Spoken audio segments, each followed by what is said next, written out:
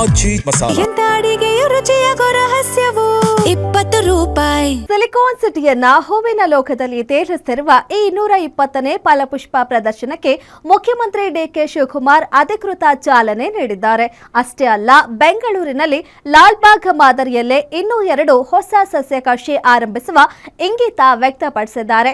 ಈ ಬಾರಿಯ ವಿಶೇಷ ಅಂದ್ರೆ 1000 ವರ್ಷಗಳ ಹಿಂದಿನ ಗಂಗಾ ಸಾಮ್ರಾಜ್ಯದ ಶ್ರೀಮಂತ ಕಲಾ ವೈಭವ ಮತ್ತು ಇತಿಹಾಸವನ್ನ ಲಕ್ಷಾಂತರ ಬಣ್ಣ ಬಣ್ಣದ ಹೂವುಗಳ ಮೂಲಕ ಇಲ್ಲಿ ಜೀವಂತಗೊಳಿಸಲಾಗಿದೆ. ಇತಿಹಾಸದ ಪುಟಗಳಲ್ಲಿದ್ದ ಗಂಗರ ಪರಂಪರೆ ಈಗ ಗಾಜಿನ ಮನೆಯಲ್ಲಿ ಹೂವಿನ ರೂಪ ಪಡೆದು ನಗುತ್ತಿದೆ.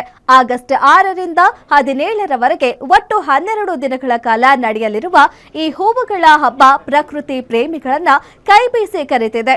ಹೂವಿನ ಪರಿಮಳದ ಜೊತೆಗೆ ನಮ್ಮ ಕನ್ನಡ ನಾಡಿನ ಭವ್ಯ ಇತಿಹಾಸವನ್ನ ಕಣ್ತುಂಬಿಕೊಳ್ಳಲು ಸಿಲಿಕಾನ್ ಸಿಟಿ ಮಂದಿಗೆ ಇದಕ್ಕಿಂತ ದೊಡ್ಡ ಅವಕಾಶ ಮತ್ತೊಂದಿಲ್ಲ.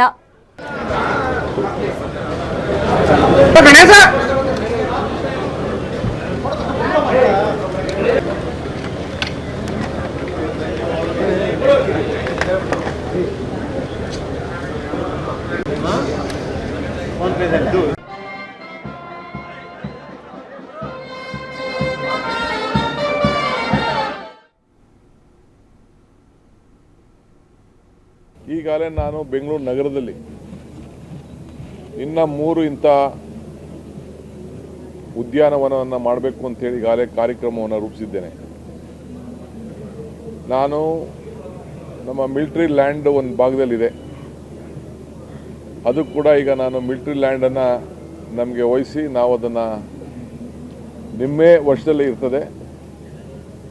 ಆದರೆ ನಾವು ಇಂಥ ಒಂದು ಹೊಸ ಕಬ್ಬನ್ ಪಾರ್ಕು, ಲಾಲ್ಬಾಗು ಇಂಥ ಒಂದು ಭವ್ಯವಾದಂಥ ಇನ್ನು 3 ಕಡೆ ಮಾಡಬೇಕು ಅಂತ ಹೇಳಿ ಅವ್ರಿಗೆ ನಾನು ಮನವಿ ಮಾಡಿದ್ದೇನೆ. ಒಂದು ಜಾಗ ಕೂಡ ನಾನು ಈಗಾಗಲೇ ಪತ್ರವನ್ನು ಬರೆದಿದ್ದೇನೆ.